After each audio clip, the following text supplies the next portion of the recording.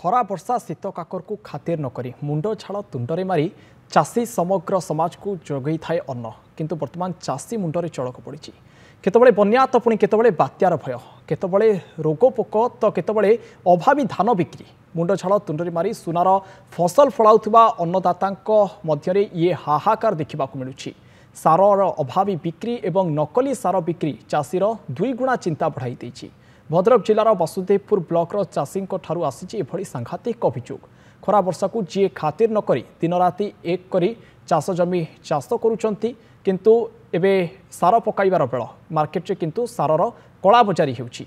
चढ़ा दर में सार बिक्री करा जाउछि। स्टॉक रखी मना कर देउछंती दोकानी। राति अधिया चोरारे बस्ता पिछा 400 रु 450 टंकार बिक्री होउछि यूरिया सार। नकली सार उजाड़ी देव वर्ष जाकर चाषीर परिश्रम। बहु दोकानी नकली सार बिक्री चाषी को वर्तमान भय घारी। वसुदेवपुर ब्लॉकर 32,500 हेक्टर चाष जमी 90% चाष जमी वर्तमान चाष कार्य सरी किंतु एथिरे जेतेबेले सार पकाइबार समय आसी नकली सार फसल को उजाड़ी देव बोली चाषी मानकर भय सृष्टि होइछि। अधिक रेट्रे पाऊँ जो सारटा हूँ यूरिया सारटा बर्तमान ग्रोमरटा हूँ 1450 हेटा को आम पाऊँ 1800 लाइन देके पाऊँ। पटास हूँ खाली लुण पाऊँ आउ 2000 थिला 1800 मिलता कि मिलूना सोसाइटी आदौ मिलवार ना मना करला दबनी आउ यही हिसाब से आउ कौन करूँ हटाश रहा कथा कौन करूँ कौटी पाइने क्या हाँ किले पकाऊँ ना चाहिए कौन सरकार यदि किसी आमको साहाଯ୍य करते हूँ आम किसी उपकृत हो पारतु।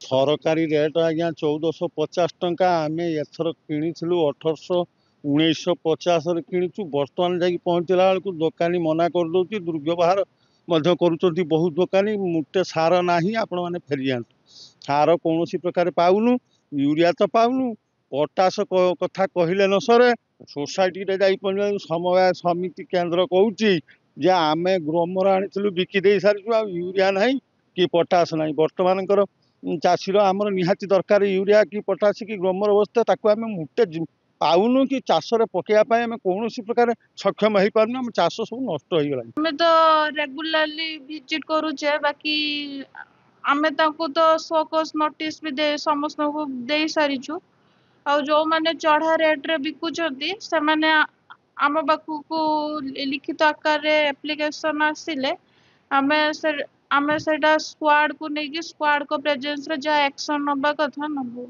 आम लेवल रे।